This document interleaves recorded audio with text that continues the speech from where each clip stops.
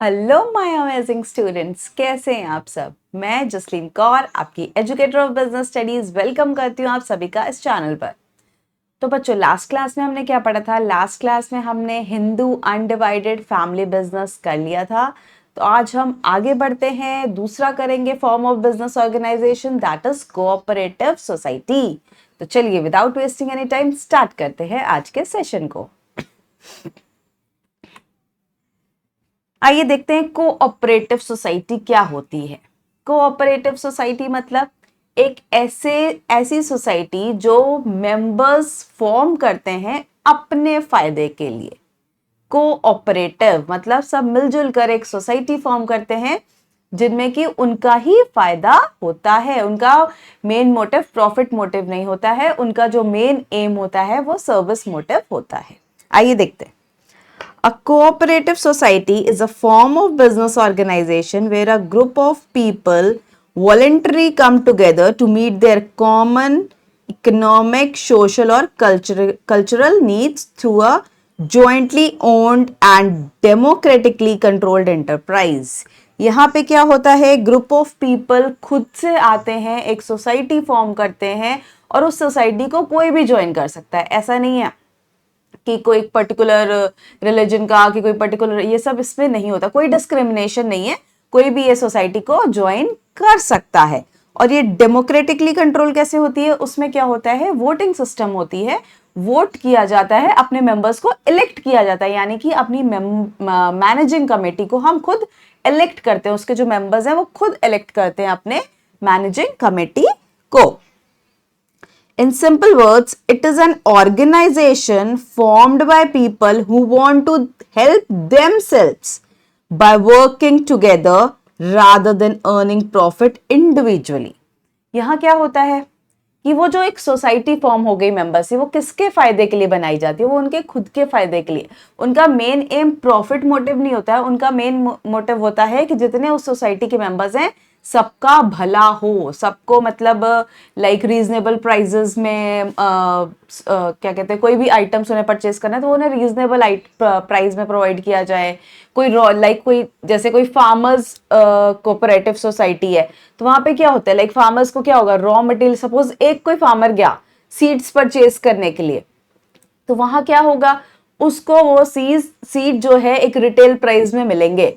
अगर यही सारे फार्मर्स एक फार्मर कोऑपरेटिव सोसाइटी फॉर्म करके जाएंगे अगर सीड्स परचेस करने, तो वो कहाँ जाएंगे? जब इतने सारे फार्मर्स को सबको सीड चाहिए तो उन्हें मतलब कि बल्क क्वांटिटी में सामान चाहिए, तो बल्क क्वांटिटी में जब सीड्स चाहिए तो वो जाएंगे सीधा मैन्युफैक्चरर के पास। तो जब मैन्युफैक्चरर के पास जाएंगे तो ऑटोमेटिकली उन्हें वो जो कॉस्ट है वो वेरी लो या फिर बहुत ही इफेक्टिव प्राइस पे उन्हें वो सीड्स मिलेंगे। क्यों? क्योंकि बीच के जो मिडल मैन है, सपोज होलसेलर्स हो गए, रिटेलर्स हो गए, ये सब एलिमिनेट हो जाते हैं, तो उन्हें वो बहुत ही रीजनेबल प्राइस पे मिल जाएंगे।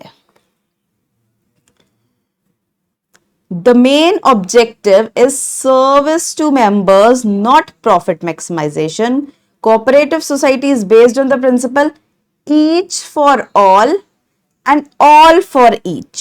It promotes, क्या promote करती है? Mutual help, equality and cooperation among its members. मतलब सब एक दूसरे की हेल्प करते हैं, सब उस सोसाइटी में एक बराबर हैं और सब पूरी कोऑपरेट करके वो सोसाइटी को चलाते हैं।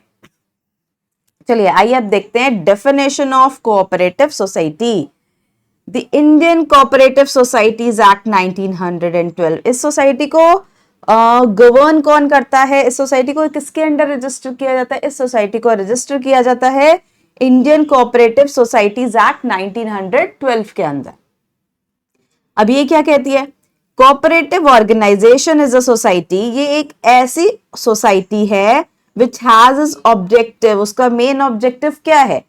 Promotion of economic interest of his members in accordance with cooperative principles. कि जो भी उनकी ऑब्जेक्टिव क्या है? Promotion of economic interest of its members, जो अपने मेंबर्स हैं उनका फायदा देखना, उनका फायदा कराना।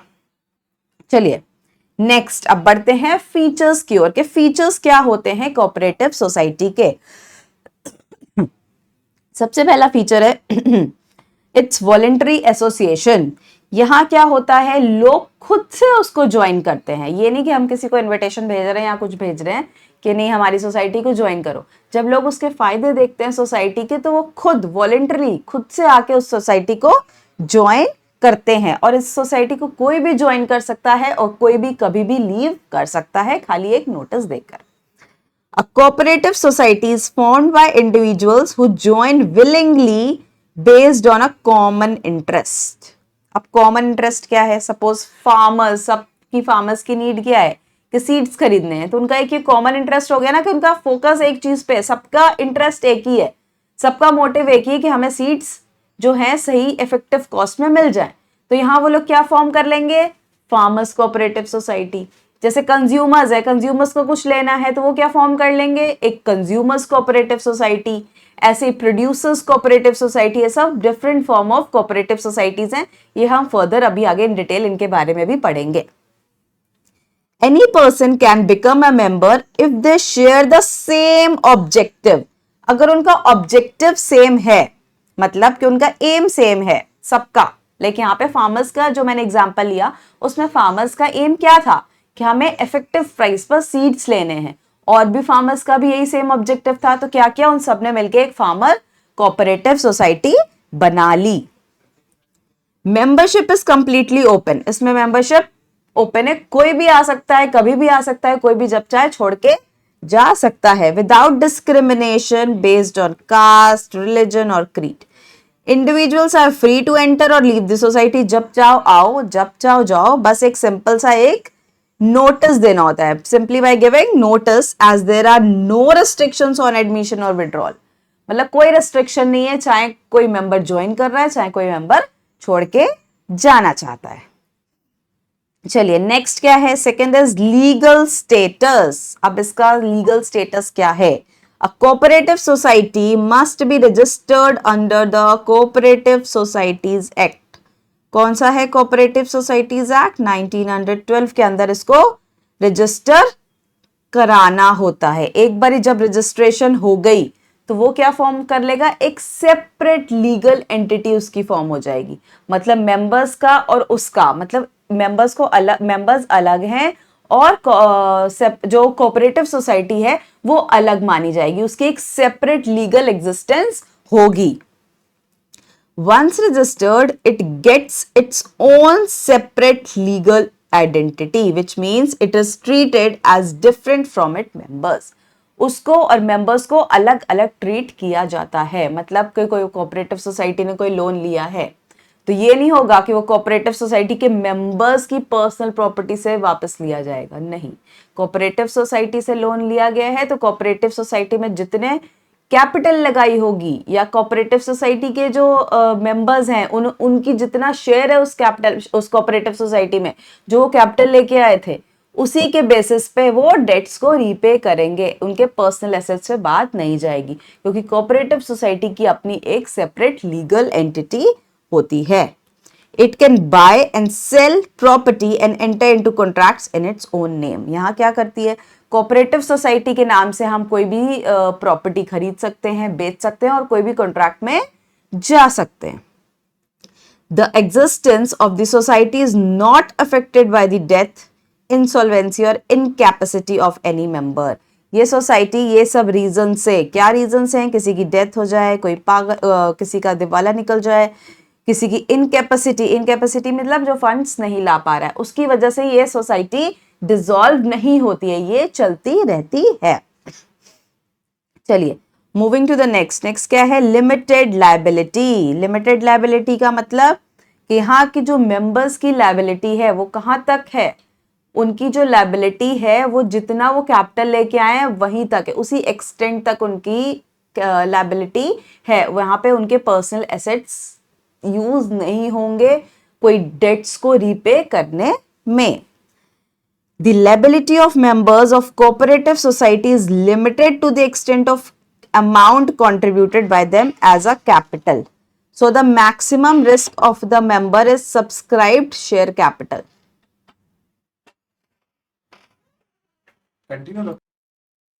इस केस में जो रिस्क होता है वो खाली मेंबर्स की जो कैपिटल कंट्रीब्यूटेड होता है वहीं तक होता है, उनके पर्सनल एसेट्स पे बात नहीं आती है। तो चलिए बढ़ते हैं आगे। आगे क्या है अब? कंट्रोल। कंट्रोल किसका होता है इस पे? यहाँ पे क्या होता है? Such societies are run on a democratic pattern as equality is the essence of cooperative society. यहाँ पे क्या होता है? कोई छोटी सोसाइटी है, सपोज 10 मेंबर्स की, 10-12 मेंबर्स की, तो वो खुद ही मैनेज कर लेते हैं। सपोज कोई बहुत बड़ी सोसाइटी है, उसमें बहुत सारे मेंबर्स हैं, सपोज 100-200 मेंबर्स हैं, तो फिर क्या होता है? फिर वो सब तो मैनेज करने में लग जाएंगे तो क्या होंगे? बहुत सारे कॉन्फ्लिक्ट्स होंगे। तो वहां पे वो क्या कर देते हैं? एक मैनेजिंग कमेटी बनाते हैं। और मैनेजिंग कमेटी कौन बनाता है? ये कोऑपरेटिव सोसाइटी के मेंबर्स ही अपने में से कोई मेंबर्स को चूज कर लेते हैं उस कमेटी के लिए कि जो उस कोऑपरेटिव सोसाइटी को मैनेज करेगा। ये कैसे इलेक्ट करते हैं? वोट के अकॉर्डिंग। और वोटिंग राइट जो है सबकी सेम होती है। ऐसा नहीं है कि सपोज किसी ने 10 लाख की कैपिटल लगा दी तो उसे ज्यादा वोट करने को मिलेगा, ऐसा नहीं होता है। अगर कोई 1 लाख की कैपिटल लगा रहा है उसे भी एक वोट मिलेगा करने को, और जो 10 लाख लगा रहा है उसे भी एक ही वोटिंग, उसकी भी वोटिंग राइट एक ही रहेगी। Such societies run on a democratic pattern as equality is the essence of the cooperative society. All members elect a managing committee through one man one vote system. एक बंदा एक ही vote देगा।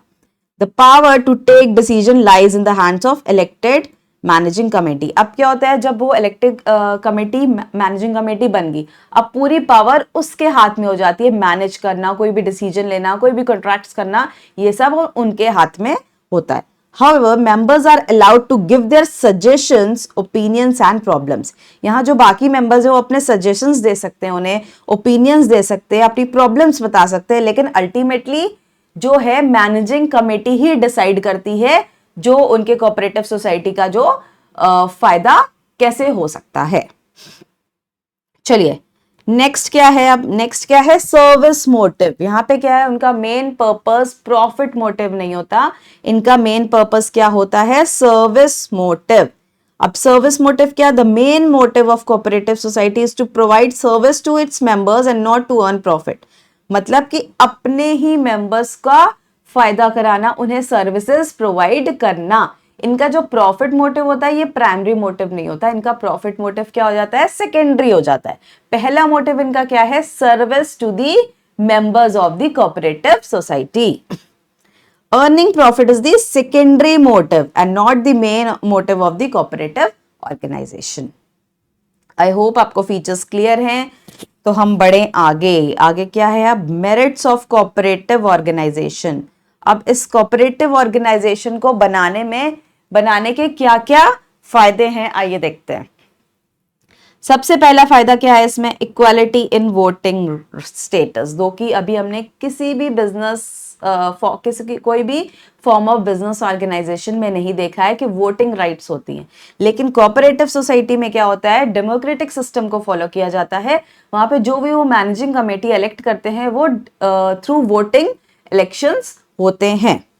The cooperative societies work on a democratic system. They are based on the principle of one man, one vote. All members have equal right and equal chance to participate in the management irrespective of the capital contributed by them. यहाँ पे ये नहीं देखा जाता कि वो कितनी capital contribute की है, यहाँ पे खाली ये देखा जाता है कि अगर 1 मैन है तो उसकी वोटिंग राइट भी कितनी हो जाएगी? 1 रहेगी। एक बंदा एक की वोट कर सकता है। चलिए नेक्स्ट क्या है? Limited liability. लिमिटेड लायबिलिटी भी यहाँ पे बहुत बड़ा मेरिट है इसका। जैसे कि अगर कोई डेट्स या कोई क्रेडिटर्स को पेमेंट करनी है, कुछ है जो अगर क्या कहते हैं वो किससे कौन करेगा? कोऑपरेटिव सोसाइटी ही करेगी। उन पे जो कोऑपरेटिव सोसाइटी के जो मेंबर्स हैं उनके पर्सनल एसेट्स नहीं जाएंगे। जो कोऑपरेटिव सोसाइटी के जो कैपिटल कंट्रीब्यूशन है जो मेंबर्स की, खाली वहीं तक, उसी एक्सटेंट तक वो उस शेयर के हिस्सेदार रहेंगे।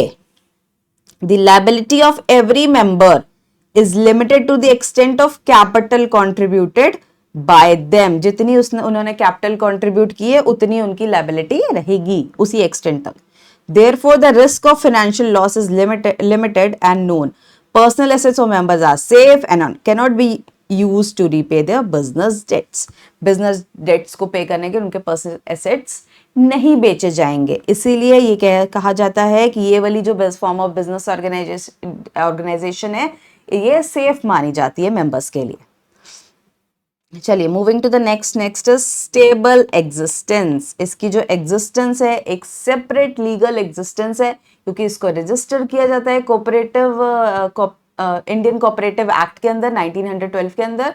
इसीलिए इसकी क्या बन जाती है, एक सेपरेट लीगल एंटिटी बन जाती है, और कोई मेंबर जाए आए इसको कोई फर्क नहीं पड़ता है, सोसाइटी एज इट इज रहती है। The cooperative society has separate legal existence. The death, insolvency or incapacity of any member does not affect the existence of society. The cooperative organization has a stable and continuous life and exists for a long period of time. इसकी जो life है for ever रहती है until and unless सब members decide करें कि अब हमें कंटिन्यू ही नहीं करना, वो बात अलग है। बट अगर किसी एक या दो मेंबर्स की डेथ हो जाती है, या वो पागल हो जाता है, या इनकैपेसिटी मतलब कैपिटल कंट्रीब्यूट नहीं कर पा रहा, तो ये सब रीजंस नहीं होते हैं कोऑपरेटिव सोसाइटी बंद होने के। चलिए नेक्स्ट क्या है इकोनॉमी इन ऑपरेशंस। इसका मतलब क्या है, the operation of cooperative organisation is quite economical. Economical का मतलब कि ये मेंबर्स बहुत ही इफेक्टिव कॉस्ट में, इफेक्टिव प्राइजेस में जो भी इन्हें रॉ मटेरियल्स परचेज कर रहे हैं या कोई भी आइटम्स परचेज करने, बहुत ही इफेक्टिव मैनर में खरीद सकते हैं, बहुत ही इकोनॉमिकल पड़ता है उन्हें। As most of the activities are performed by members themselves and while purchasing goods or raw materials, middlemen are eliminated so they can get the raw materials at very low cost. यहाँ पे क्या होता है कि जब वो raw materials वगैरह purchase करते हैं तो किससे परचेज करते हैं, वो परचेज करते हैं सीधा मैन्युफैक्चरर्स से। तो मैन्युफैक्चरर के बाद जो होलसेलर्स आते हैं वो हट गए, उसके बाद जो रिटेलर्स आते हैं वो भी हट गए, सीधा मैन्युफैक्चरर्स से कहाँ जा रहे हैं गुड्स, सीधा कोऑपरेटिव सोसाइटी के पास। तो जो बीच में जितने भी मिडलमैन हैं वो एलिमिनेट हो जाते हैं, वो हट जाते हैं, और वो सीधा मैन्युफैक्चरर से जाके परचेज करते हैं, जिससे कि उन्हें गुड्स बहुत ही इफेक्टिव कॉस्ट में या बहुत ही इकोनॉमिकल पड़ जाते हैं। The cooperative organisation do not maintain large stock. बहुत ही लार्ज स्टॉक नहीं वो लोग स्टॉक करके रखते हैं। उन्हें जितनी सारे, सपोज जैसे फार्मर कोऑपरेटिव सोसाइटी की हम बात कर रहे थे, जितनी सारे फार्मर्स की नीड है उतने ही सीड्स आएंगे। ये नहीं कि हमने एक्स्ट्रा सीड्स ले लेके रख लिए, ऐसा नहीं होता है, क्योंकि उन्हें सारी जो पेमेंट्स होती है वो कैश में करते हैं और कोई भी डेट्स नहीं क्रिएट होने देते। Next, support from the government. ये ऐसी कोऑपरेटिव सोसाइटी है जिसे गवर्नमेंट का भी सपोर्ट है। क्यों? क्योंकि इनका मेन मोटिव प्रॉफिट अर्निंग नहीं होता, इनका मेन मोटिव होता है सर्विस मोटिव। इसीलिए गवर्नमेंट इन्हें भी बहुत हेल्प करती है, लाइक टैक्सेस में रिबेट दे देती है, सब्सिडीज प्रोवाइड करती है और लोन्स भी प्रोवाइड करती है एट वेरी लो कॉस्ट, और लोन्स भी प्रोवाइड करती है बहुत ही लो रेट ऑफ इंटरेस्ट पे। आइए देखते हैं अब सपोर्ट फ्रॉम द गवर्नमेंट उन्हें कैसे मिलता है। The cooperative organisation get various benefits from the government. जैसे कि कौन कौन से बेनिफिट्स गवर्नमेंट प्रोवाइड, कंसेशन दे देती है, रिबेट देती है टैक्सेस में। These organisation can get raw materials et cetera at subsidised rate. Government offers loan at low rate of interest. मतलब गवर्नमेंट इन्हें हेल्प करती है, मतलब गवर्नमेंट भी कोऑपरेटिव सोसाइटीज को सपोर्ट करती है। Give loans at lower rate of interest and on easy terms and conditions to cooperative organization. चलिए moving to the next is easy to form. Cooperative society बहुत ही इजी है form करना, इसमें कोई बहुत ज्यादा लीगल फॉर्मेलिटीज नहीं होती हैं। The formation of cooperative society is very simple process. Only 10 adult members having common interest are required to form it। मतलब मिनिमम नंबर ऑफ मेंबर्स इसमें कितने होते हैं, मिनिमम 10 मेंबर्स चाहिए एक कोऑपरेटिव सोसाइटी को फॉर्म करने के लिए, जिनका की मोटिव या इंटरेस्ट एक ही हो। The registration procedure for cooperative organization is very simple and do not involve any legal formalities। बहुत लंबी चौड़ी लीगल फॉर्मेलिटीज इसमें नहीं होती, आपको खाली रजिस्ट्रेशन कराना होता है इंडियन कोऑपरेटिव सोसाइटी एक्ट के अंदर, बस दैट्स इट। चलिए अब पढ़ते हैं आगे डीमेरिट्स की तरफ। अब सोसाइटी बनी है, उसके फायदे हैं तो नुकसान भी होंगे। सबसे पहला इसका डीमेरिट क्या है? Limited capital.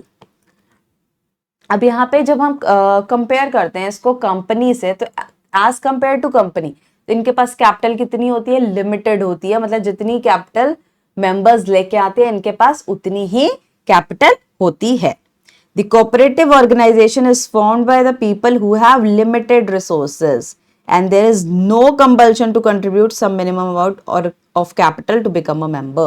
मतलब यहाँ पे ये नहीं होता, कोई मिनिमम अमाउंट नहीं होता कि हाँ मिनिमम आपको 5 लाख सब मेंबर्स ने लेके आना है। यहाँ पे मेंबर्स क्या है? वॉलंटरी आते हैं, जितनी जिसके पास कैपिटल है, बहुत लिमिटेड रिसोर्सेज, जितनी जिसके पास सेविंग है, वो उतना ही अपना कैपिटल कंट्रीब्यूट कर देता है। सपोज कोई 1 लाख लेके आया, कोई 2 लाख लेके आया, कोई 10 लाख लेके आया, कोई 15 लाख भी लेके आ सकता है।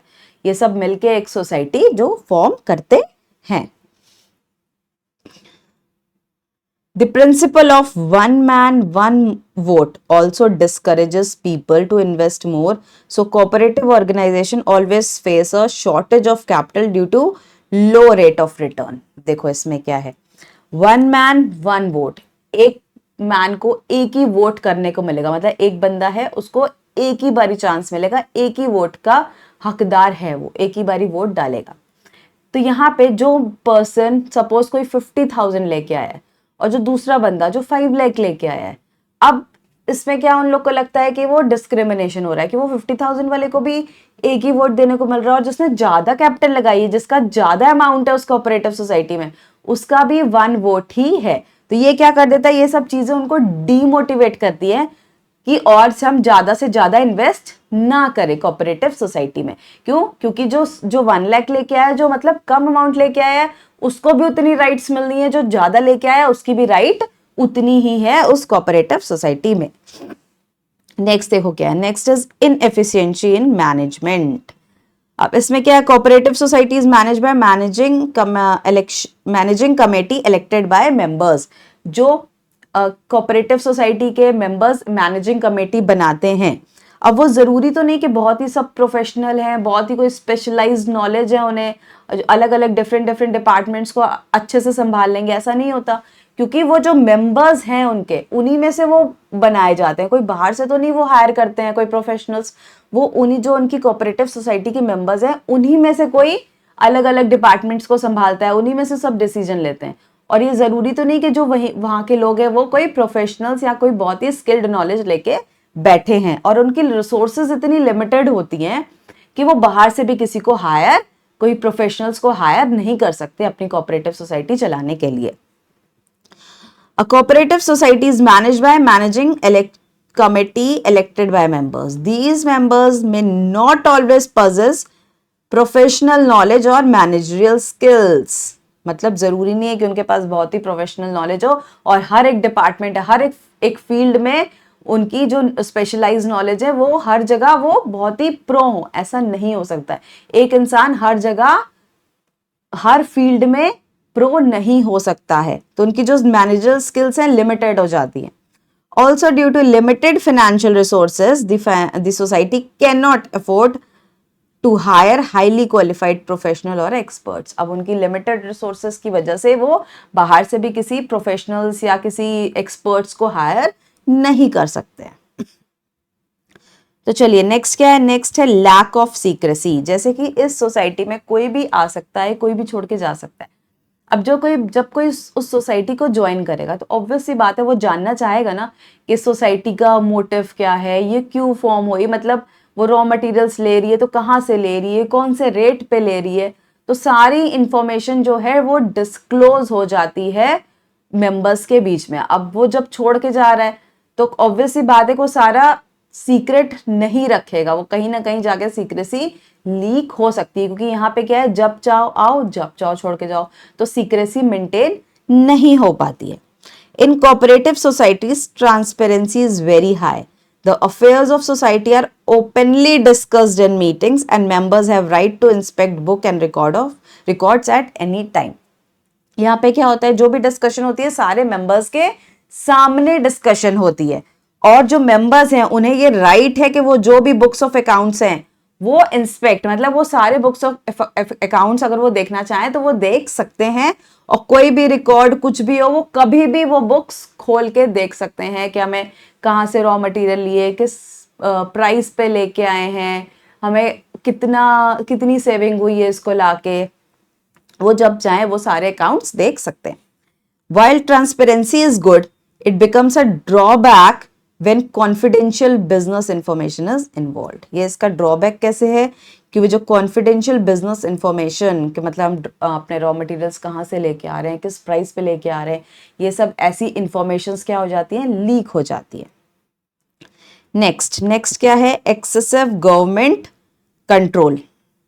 अब जब गवर्नमेंट इतना आपको सपोर्ट करेगी, इतनी आपकी हेल्प करेगी, तो थोड़ा बहुत कंट्रोल तो उसका रहेगा ना, तो यही इसका एक डीमेरिट बन जाता है। अगर वो सपोर्ट कर रही है, सपोर्ट आपको मिल रहा है, वो तो एडवांटेज है, लेकिन अगर गवर्नमेंट आपको सपोर्ट कर रही है तो वो क्या चाहेगी कि वो अपना कंट्रोल भी बना के रखे उस कोऑपरेटिव सोसाइटी में, तो वो बहुत ही रूल्स एंड रेगुलेशन बना देती है। As cooperative organization gets various concessions and benefits from the government, in return there is excessive government regulation and control by the government. वो बहुत सारे बेनिफिट, बहुत सारी रिबेट्स, कंसेशंस, बहुत सारे बेनिफिट्स देती है, लेकिन उसके बदले में बहुत ही रूल्स एंड रेगुलेशंस और पूरा अपना कंट्रोल बना के रखती है government. It is essential for a cooperative organization to get its account audited by the auditors of the cooperative department and to submit its account with the registrar.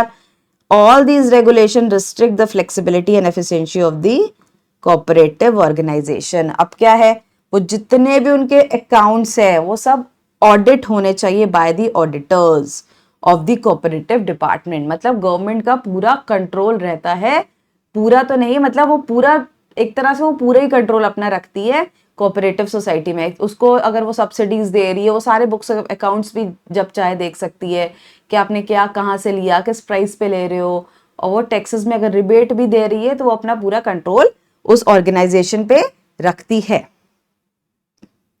इसी वजह से उस कोऑपरेटिव सोसाइटी में बहुत ही फ्लेक्सिबिलिटी नहीं रह जाती है, मतलब वो अपने अकॉर्डिंग पूरा ऐसे काम नहीं कर सकते और एफिशिएंसी भी उतनी नहीं रह जाती है। चलिए नेक्स्ट और लास्ट डीमेरिट क्या है, डिफरेंस ऑफ ओपिनियन। अब इतने सारे लोग होंगे, इतने सारी मेंबर्स हैं, तो कॉन्फ्लिक्ट्स भी होंगे। क्यों? क्योंकि सबके ओपिनियंस अलग अलग होते हैं। जरूरी नहीं है कि एक बंदा जो कह रहा है वो सबके लिए सही हो, क्योंकि सबके सब ह्यूमन बींग्स के ओपिनियंस डिफर करते हैं, और जब ओपिनियंस डिफर करेंगे तो नो डाउट कॉन्फ्लिक्ट्स तो अराइज होंगे ही होंगे। The disputes arise among the managing committee and members in cooperative organization. The members are from different sections of the society. अलग अलग सेक्शन से लोग आते हैं, अलग अलग जगह से आते हैं, अलग अलग रिलीजन से आते हैं, अलग अलग कास्ट के होते हैं। वो सब मिलके क्या करते हैं, कोऑपरेटिव सोसाइटी फॉर्म करते हैं। अब जब अलग अलग जगह के हैं तो उनके ओपिनियंस भी क्या होंगे, डिफरेंट होंगे, difference of opinion. And if any member follow rigid attitude, मतलब कोई अपनी बात पे अड़ गया कि नहीं ये चीज तो ऐसे ही होगी, तो फिर क्या होगा, फिर इसके कॉन्सिक्वेंसेस क्या होंगे कि कॉन्फ्लिक्ट्स और डिस्प्यूट्स होंगे ही होंगे उस कोऑपरेटिव सोसाइटी में। Generally the selfish motive of member starts dominating and they forget the service motive. जहां सेल्फिशनेस आएगी वहां वो भूल जाते हैं कि हमारा मेन मोटिव क्या है, कि अपने सब मेंबर्स की भलाई करना, उनको सर्विस प्रोवाइड करते हैं। वो हमारा जो मेन मोटिव है वो सर्विस मोटिव है, ना कि प्रॉफिट मोटिव। लेकिन यहाँ पे क्या करते हैं, मेंबर्स अपना फायदा सोचना शुरू कर देते हैं, तो क्या हो जाएगा, फिर वो सर्विस मोटिव नहीं बचता। तो ये बहुत बड़ा ड्रॉबैक है कोऑपरेटिव सोसाइटी का। अब एक छोटा सा टॉपिक बचा है आपका, that is different type of cooperative societies, वो हम नेक्स्ट क्लास में कवर करेंगे। तो चलिए टिल देन आप ये कोऑपरेटिव सोसाइटी रिवाइज करके आइएगा। मिलते हैं नेक्स्ट वीडियो में। Till then take care of yourself and bye bye to all.